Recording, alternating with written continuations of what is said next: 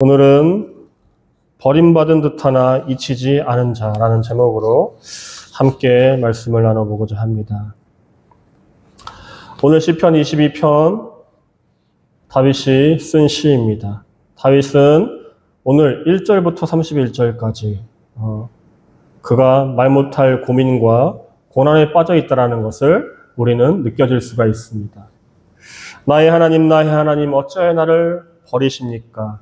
어찌하여 그리 멀리 계셔서 살려달라고 울부짖는 나의 간구를 듣지 아니하십니까? 나의 하나님, 온종일 불러도 대답하지 않으시고 밤새도록 부르짖어도 모르는 채 하십니까? 하나님을 불러도 하나님께 울부짖어도 하나님이 대답하시지 않으십니다. 그런 상황 속에서 다윗이 시편을 쓰고 있습니다. 그래서 다윗이 느껴지는 감정은 하나님이 어디 계신가? 하나님한테 내가 버림받았는가? 라고 하는 그런 씁쓸함, 그런 안타까움, 절망적인 감정이 느껴집니다. 소리쳐 불러도 허공에 외치는 것처럼 메아리치는 아무런 응답이 없습니다. 울부짖어도 하나님은 계시지 않는 것처럼 침묵만 하고 계십니다. 그래서 절망에 빠집니다. 많은 사람들이 하나님이 부를 때가 있습니다. 언제 부르냐? 주로 힘들고 어려운 일이 생겼을 때에.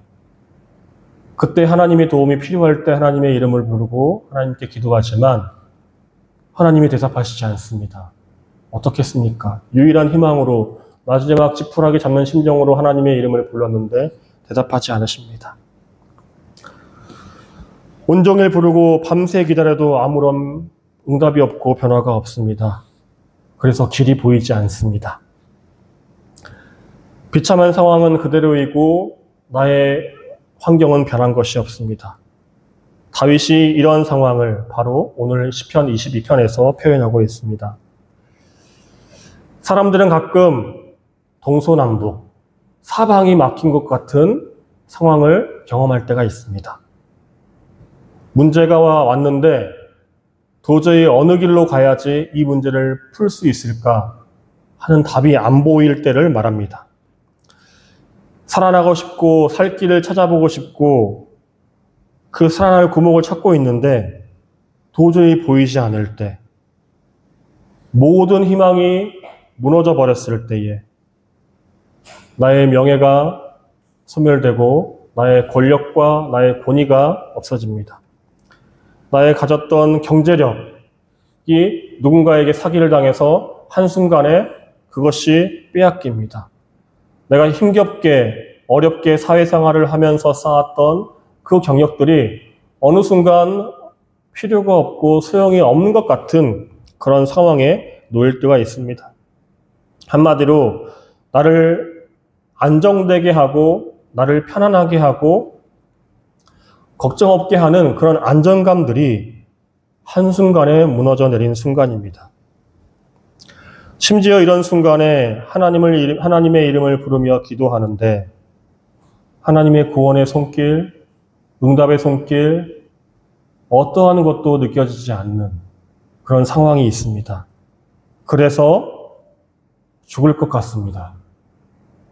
도저히 길이 안 보이니 앞이 깜깜하고 모든 것이 것에 의욕이 없어집니다. 이런 죽을 것 같은 상황, 도저히 길이 안 보이는 상황, 사방이 막혀 있는 상황 속에서 사람들은 크게 두 가지 선택을 하는 것 같습니다. 우리 지난주에 조국 신당의 조국 전 대표가 사면을 받았다고 하는 소식을 접했습니다. 그 뉴스를 보고서 여러 가지 생각이 들었습니다. 정치적인 입장의 차이가 있을 수 있습니다. 또 죄의 유무를 따질 수 있습니다. 그러나 그 모든 것을 제외하고 한 가정의 아버지로서 그의 입장을 한번 생각해 보았습니다. 자신으로 인해서 자신의 가족이, 아내가, 자녀가 고통을 받는 일이 생겼습니다. 자기만 아니었으면 사랑하는 이들이 고통받는 일이 없었을 텐데 자신의 그 선택으로 인해서 돌이킬 수 없는 일이 벌어진 것입니다. 그는 이렇게 이야기합니다. 다시 한 번 더 그 선택을 할 수 있는 시간이 온다면 선택하겠느냐고. 그러지 않을 것이라고 이야기합니다. 그 선택이 다시는 선택하고 싶지 않은 그런 고통을 그에게 주었습니다. 평생에 경험해 보지 못했던 그런 경험을 그에게 주었습니다. 본인의 모든 과거가 드러났습니다. 본인뿐만이 아니라 자신이 사랑하는 아내와 자녀에 관련된 일도 전 국민에게 알려졌고 전 국민의 입에 그 아내와 자녀에 대한 일이 그 입들에 오르내렸습니다. 뿐만 아니라 아내와 자녀는 그동안 쌓아왔던 그들의 모든 것들이 다 무너졌고 다 빼앗겼습니다. 한마디로 그의 가정은 초토화되었고 모든 것이 산산이 무너져 내려버렸습니다. 어떤 수를 마련해도 그 무너져 버린 것을 회복할 길은 보이지 않았습니다.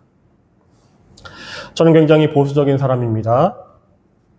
가장이라고 한다면 가정의 안정을 책임져야 하고 그것을 위해서 노력해야 한다고 생각합니다. 그리고 자신의 가정을 지키기 위해서 가장은 자신의 목숨을 거기에 걸어야 한다고 생각하는 사람입니다. 이런 관점에서 조국이라고 하는 그 사람의 가정에 일어난 일은 저의 입장에서는 그것을 감당하기 너무나 벅찬 일입니다. 한마디로 자신의 목숨이 끊어지는 것 같은 그런 심정이었을 것입니다. 말하지 못하지만 그의 마음속에는 정말 피눈물이 흘렸을 것이고 그 피눈물을 머금고 인내하면서 그 인고의 시간들을 보내었을 것이라고 생각됩니다. 또 한편으로는 나만 사라진다면 지금 이 상황이 공소권 없음으로 사건이 마무리되어지고 내 가정은 다시 평화를 찾을 수 있을 것인데 라고 하는 그런 생각을 잠깐 할 수 있지 않았을까.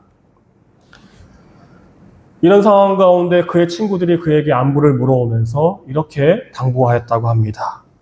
공소권 없음으로 사건이 마무리되게 하는 일은 없었으면 한다. 죄의 유무를 떠나 모든 것에 대해서 이 시간을 견뎌주었으면 한다. 한마디로 죽지 말았으면 한다. 공소권 없음이란 재판에서 그 피의자로 여겨지는 그 당사자가 사망하였을 때에 법적인 용어로 공소권 없음으로 그 사건을 끝내는 것을 말합니다. 친구들은 그가 견디지 못하고 목숨을 끊는 일이 염려되어서 이렇게 돌려서 말했다고 합니다. 우리는 견디기 어렵고 숨이 막혀오는 상황에서 두 가지 선택지만이 남습니다. 다른 선택지가 없습니다. 하나는 이 견디기 어려운 것을 견디고 인내하고 참고 피눈물을 머금고 그것을 감당하면서 그 시간을 지나오거나 아니면 그것들을 회피하고 그렇게 살아가는 것 두 가지밖에 없습니다. 그러나 성경에서 하나님은 우리에게 당부하는 것이 하나 있습니다. 너희에게 피눈물 머금는 상황이 온다 하더라도 정말 그런 상황이 온다 하더라도 견디고 인내하라고 성경은 우리에게 이야기합니다. 견디고 인내하는 거 쉬운 것 아닙니다.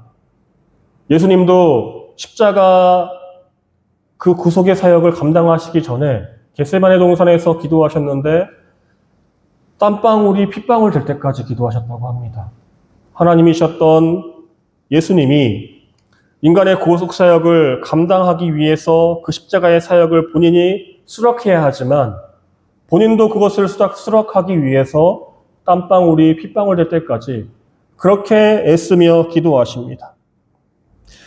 더군다나 희망이 보이지 않는 가운데 하나님의 이름을 부르며 기도하는 것, 그 사람의 입장에서 쉬운 것이 아닙니다.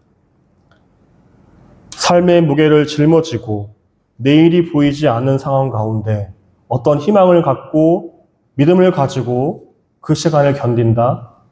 그것은 너무나 어려운 일입니다.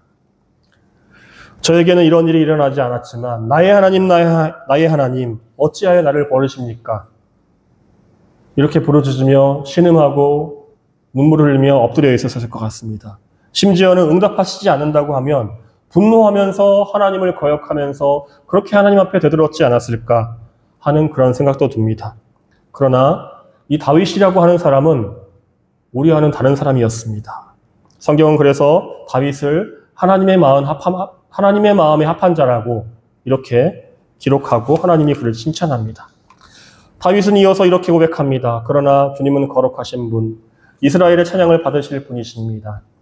우리 조상이 주님을 믿었습니다. 그들은 믿었고 주님께서는 그들을 구해주셨습니다. 주님께 부르짖었으므로 그들은 구원을 받았습니다. 주님을 믿었으므로 그들은 수치를 당하지 않았습니다. 이렇게 고백합니다. 다윗은 자신의 지금 당한 일이 너무나 버겁고 힘들지만 그들의 민족의 조상들이 경험하였던 그 이야기를 고백합니다. 그 이야기를 기억합니다. 우리의 조상들은 하나님을 믿었습니다. 그래서 하나님은 그들을 구원해 주셨습니다. 그들이 때때로 실수하고 잘못했던 적도 있었지만 주님께 회개하고 돌아서서 부르짖었을 때에 하나님은 그들을 구원해 주셨습니다. 또한 그들은 주님을 믿음으로 말미암아서 수치당하는 상황 속에서 수치를 당하지 않았습니다. 이렇게 고백합니다. 지금까지 이스라엘 민족을 도우셨던 그 하나님을 기억한 것입니다. 하나님이 이스라엘 민족들에게 주셨던 그 사랑과 공유를 기억하며 그렇게 기도하고 있습니다. 이것이 우리에게도 필요합니다. 그래서 신앙의 이야기에 공부가 중요합니다. 왜 성경을 읽느냐, 공부하느냐, 신앙의 이야기를 다른 사람들의 그런 경험들을 듣느냐, 그것은 바로 하나님은 그런 분이십니다. 라고 하는 것을 내가 기억하기 위해서입니다. 삶의 미래가 보이지 않는 것 같은 상황 속에서도 하나님의 말씀을 기억하기 위해서 우리는 그것들을 공부하고 그것들을 학습하는 것입니다. 야곱아 너를 창조하신 주님께서 말씀하신다. 이스라엘아 너를 지으신 주님께서 말씀하신다. 내가 너를 속량하였으니 두려워하지 말아라. 내가 너를 지명하여 불렀으니 너는 나의 것이다. 이렇게 하나님 말씀하십니다. 하나님은 우리를 죄의 저주 아래에 있던 것을 속량하셨습니다. 죄의 저주 아래에 있다라고 하는 아래에 있었던 것을 속량했다고 하는 말은 죄라고 하는 것은 본질적으로 악한 것입니다. 사탄은 이 죄라고 하는 것을 통해서 사람을 자신의 종으로 부리려고 합니다. 그럼 무슨 말이냐? 사탄의 권세로부터 우리를 해방하셨다고 하는 것입니다. 오늘날에도 사람들은 귀신을 믿는 사람들이 있습니다. 사탄의 하수인들이 귀신입니다. 오늘날에도 그러한 악한 존재들을 믿는 사람들이 있습니다. 그러나 하나님을 믿는 사람들, 하나님이 지명하여 부른 사람들은 그것들에게 구애받지 않습니다. 물론 그것들이 우리에 갇혀서 울부짖고 위협하는 것이 나에게 크게 무서움으로 다가올 수 있으나 우리는 기억해야 합니다. 하나님은 동물원에 우리 안에 사자를 가둬놓고 곰을 가둬놓고 코끼리를 가둬놓은 것처럼 그 모든 죄의 세력들을 이미 하나님은 결박해 놓으셨습니다. 우리는 하나님의 것입니다. 하나님의 권세 아래에 있습니다. 이 권세 아래에 있다라고 하는 말은 하나님의 품 안에 있다라고 하는 것입니다. 더 이상 죄는 사단의 세력들은 우리를 어떻게 하지 못합니다. 더 이상 우리에게 영향력을 미치게 하지 못합니다. 그들이 아무리 강해 보이고 힘이 세 보여도 그들보다 더 힘이 세신 분이 하나님이십니다. 하나님이 한마디면 그 모든 것들은 조용해지고 그 모든 것들은 무너지고 맙니다. 마음이 상한 사람을 고치시고 그 아픈 곳을 싸매어 주십니다. 하나님의 본심이 바로 이것입니다. 하나님은 마음이 상한 사람들을 고쳐주십니다. 아픈 곳을 싸매어 주십니다. 이것이 하나님의 본심입니다. 또 하나님은 항상 우리의 편입니다. 심지어 우리가 잘못하고 너무 잘못을 저질러서 징계 중에 있다 하더라도 하나님은 이렇게 말씀하십니다. 우리를 괴롭히거나 근심하게 하는 것은 그분의 본심이 아니다. 라고 하나님은 말씀하십니다. 또 하나님은 우리에게 빛을 주셨습니다. 그리고 그 빛을 통해서 우리에게 말씀하십니다. 너희 빛을 사람에게 비추어서 그들이 너희 착한 행실을 보고 하늘에 계신 너희 아버지께 영광을 돌리게 하려 함이라. 예수님이 말씀하십니다. 하나님이 우리에게 빛을 주신 이유가 있습니다. 우리에게 성령을 주신 이유가 있습니다. 우리에게 구원의 빛을 주신 이유가 있습니다. 그것은 우리를 통해서, 우리의 착한 행실을 통해서 세상에 있는 사람들이 하나님의 이름을 높이기 위해서, 하나님이 영광 받으시기 위해서 우리에게 빛을 주시고 능력을 주시고 착한 행실을 하게 하십니다. 이것이 바로 하나님이 우리에게 복을 주시는 이유입니다. 성경을 읽으면 읽을수록 하나님은 우리를 통해서 자랑하고 싶어 하시는 그 마음을 읽을 수 있습니다.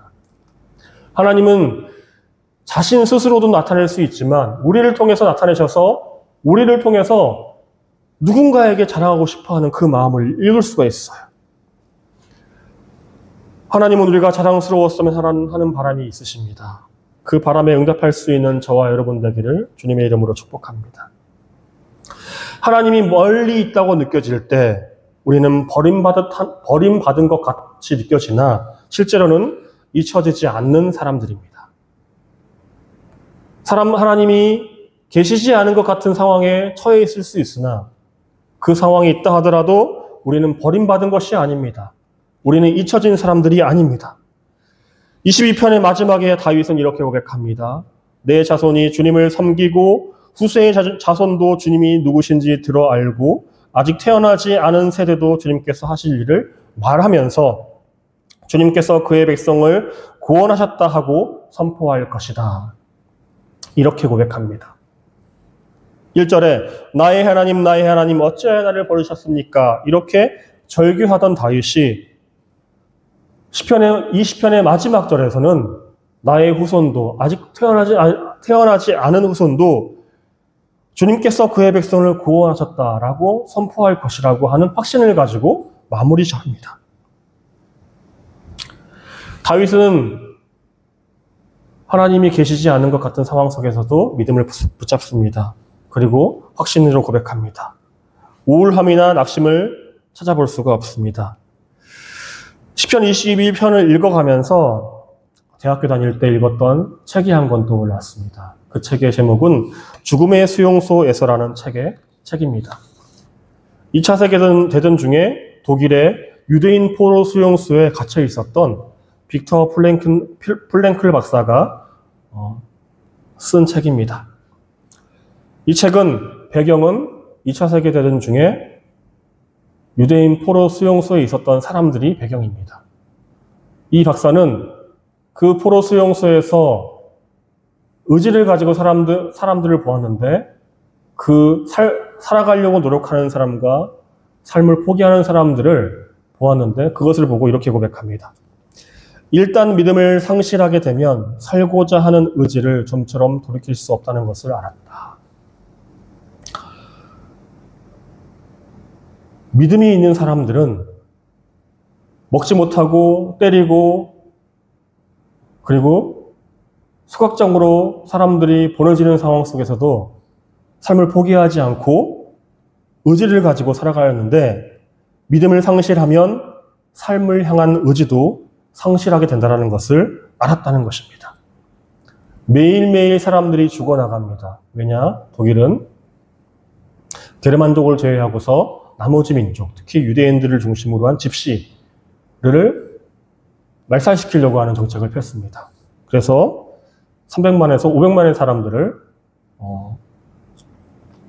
죽였습니다. 죽은 사람들은 소각정으로 보내지는 현실 속에서도 그 믿음과 사랑이 있으면 삶의 의지로 내일 내가 소각장으로 갈 수 있는 상황이지만 그 상황에서도 삶을 포기하지 않고 의지를 가지고 견딜 수 있다라고 하는 것을 발견했다고 합니다. 지금 우리가 살아가는 시대도 마찬가지입니다. 하나님의 음성이 희미하게 느껴집니다. 교회는 수치를 당하고 교회의 지도자들은 세상에 지탄을 받고 있습니다. 또 우리가 살고 있는 이 시대는 미래가 보이지 않는 그 불투명한 시대라고 합니다. 사회가 발전할 것이다, 내가 잘 살 것이라고 하는 희망을 갖기가 어려운 시기라고 합니다. 그래서 우리는 이렇게 생각합니다. 도대체 예수님의 우리에게 어떤 변화를 주실 수 있는 그 능력이 있는 건가? 라고 하는 생각을 가질 수도 있습니다. 복음에 대한 희망을 놓아버리고 내가 살고 싶은 대로 살아가고자 하는 생각을 가질 수도 있습니다. 삶에 대한 의지를 상실하고 최후의 며칠간만이라도 즐기고자 하는 사람들처럼 모든 걸 놓아버리고 싶다라고 하는 생각이 들기도 합니다. 그러나 그때마다 이런 말씀이 떠오릅니다. 믿음은 바라는 것들의 확신이요 보이지 않는 것들의 증거입니다. 선조들은 이 믿음으로 살았기 때문에 훌륭한 사람으로 증언되었습니다. 하나님의 말씀이 생각납니다. 하나님의 말씀이 희미한데 모든 것을 놓아버리고자 할 때 불현듯 하나님의 말씀이 떠오릅니다. 성경에 기록되어 있는 누군가의 말씀, 아니 어느 날 들었던 어떤 목사님의 설교 말씀이 떠오릅니다.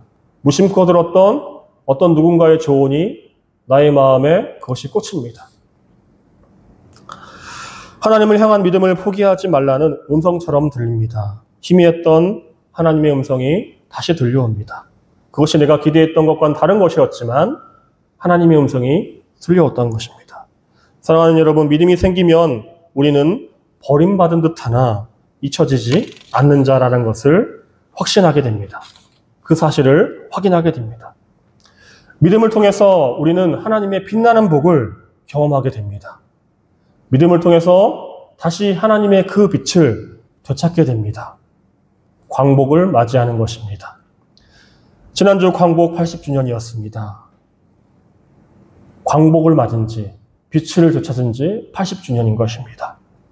항일 독립전쟁의 지사들은 일본에 대항하면서 해방된 조국에서 만납시다 라고 하면서 그들의 투쟁을 이어갔다라고 합니다.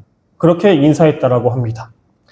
해방에 대한 희망과 믿음이 있었던 선조들은 친일을 하지 않았고 조국의 해방을 위해서 자신의 목숨과 그 모든 것들을 내어놓으며 가족들까지, 심지어는 자신의 자식들까지 그 항일운동을 했다는 것만으로도 목숨을 잃었습니다. 그렇게 싸웠습니다. 그러나 해방에 대한 믿음이 없었던 사람들은 자신의 동지들을 팔았습니다. 그들은 변절했습니다. 심지어 자신의 동료들을 팔아넘기는 밀정이 되었습니다. 왜일까요? 왜 그들은 밀정이 되고 자신의 동료를 파는 그런 친일을 하게 되었을까요?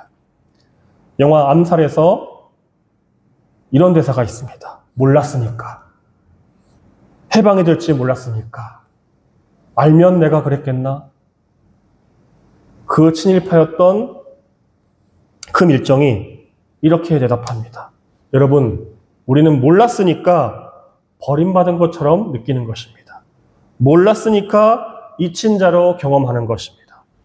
그러나 하나님은 여러 가지 모습으로 우리에게 믿음의 말씀을 주십니다.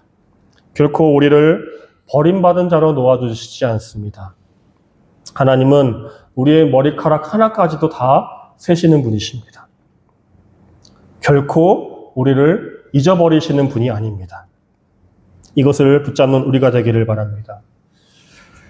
믿음을 부여잡고 광복을 기뻐하는 우리가 되기를 축복합니다. 하나님의 큰 빛이 비추어졌을 때에 만세를 부를 수 있는 저와 여러분 되기를 주님의 이름으로 축복합니다. 기도하겠습니다. 하나님 아버지, 주님을 신뢰하는 믿음을 우리에게 주신 감사합니다. 우리가 버림받은 것처럼 느껴질 때에도 우리가 하나님을 잊지 않습니다. 하나님은 우리를 잊지 않으십니다. 상한 우리의 마음을 싸매주시고 상한 우리를 위로하시는 것이 하나님의 본심인 것을 기억합니다. 하나님이 주신 믿음을 통해서 우리가 삶에 대한 의지를 회복하기를 원합니다. 우리 시대에도 주님의 구원과 회복을 경험하는 사람들이 되기를 원합니다. 광복 80주년의 은혜를 기억하면서 믿음으로 살아가는 이 세대가 되기를 간절히 원합니다. 예수님의 이름으로 기도드립니다. 아멘.